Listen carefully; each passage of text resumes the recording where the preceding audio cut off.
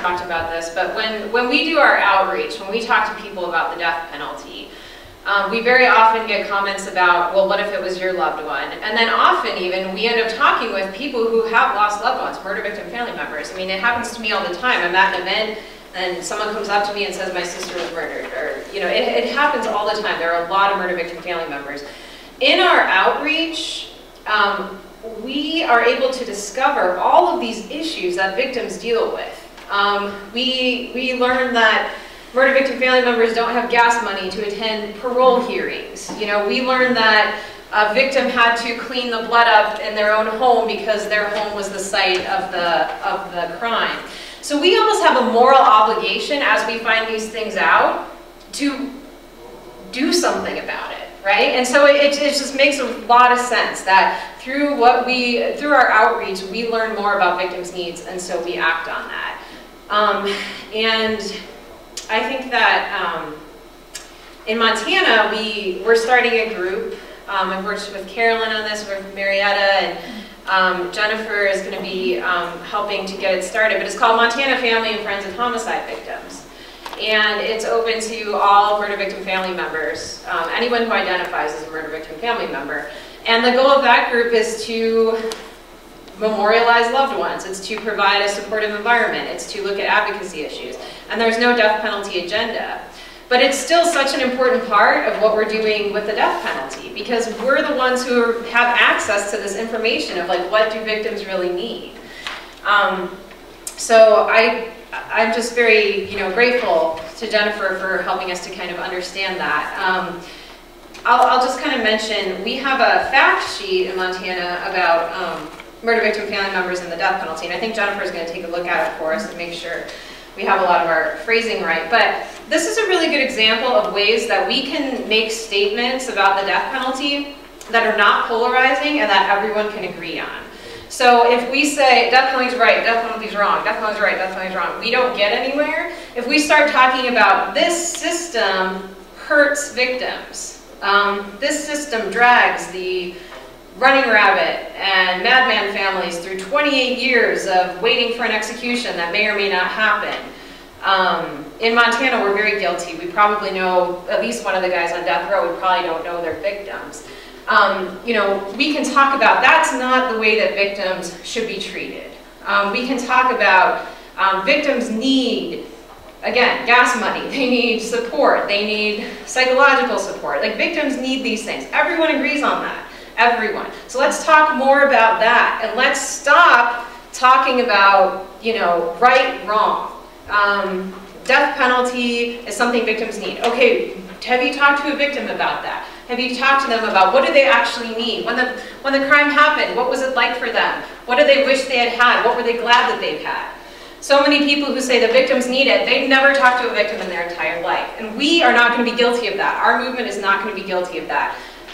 The other side can do that if they want, but we're beyond that. So murder victim family members have to be at the heart of what we're doing. And can I give an example of how that can work? In California, there was a woman named Maggie. I won't give her last name. Her husband was murdered. She very, very angry. She lost everything, because he owned his own business. In fact, he owned a gun store, and he was robbed because of that. And that business sustained them. He didn't have any real insurance or anything. He was self-employed. The business was their whole income. She was extremely angry. She got right to work with Crime Victims United of California. Very, very pro-death penalty. Very, very pro lock them up and throw away the key. Very, very focused on offenders being taken away as harshly and as loudly as they could be. And then, it started, like, her life really, almost financially, just fell apart. She lost her home because she couldn't afford to keep up the payments on it. She financially, she owes like $30,000 to IRS. It's a huge mess. Her life went in the financial trash can because of this. And a group of people in California started helping her to recover. No agenda. They didn't go wanting anything. They just started helping her recover and to get back on her feet. Now she's got a place to live. She's got her bills paid. She's able to retire now. And they were just of service to her, and it's completely changed her. They didn't go wanting anything. But she is so much more softer now, so much. Now she, you know, kind of jokes with me about the death penalty stuff, and she says, I kind of get it, you know, and it's changing her.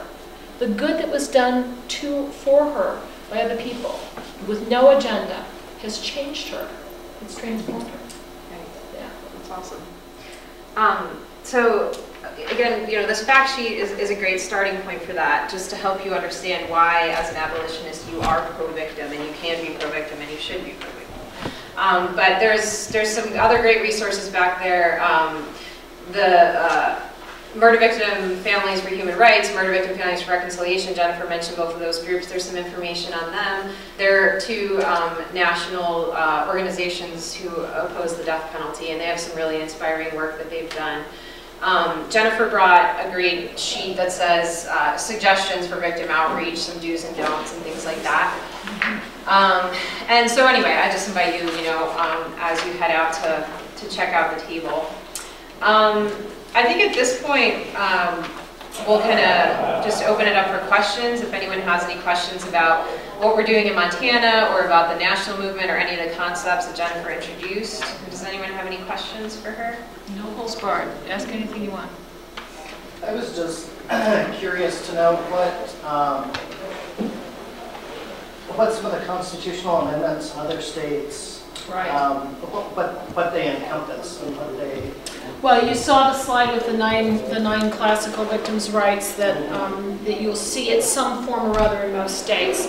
The reason why some states did it through constitutional amendment and some states did it through statute just kind of depended on, you know, what was happening in the dynamics of their state. I suspect, I don't know Montana's history, but I suspect the reason it didn't rise to constitutional levels is the last time you guys had a constitutional convention was like in the 70s. The victims' rights movement didn't really start emerging until the 80s. It probably just bypassed that process altogether and they just went right to statute. And so I'm assuming now that, you know, it depends on how many times the states are looking at their constitution. In Illinois, we have a constitutional revisiting process mandated every 20 years.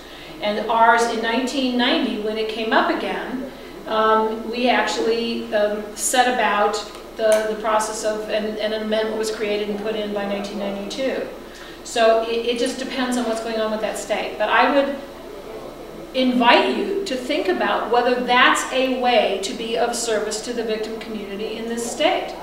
I know that restitution is a Montana guaranteed constitutional right, but that's the only victim's right that's in your Constitution.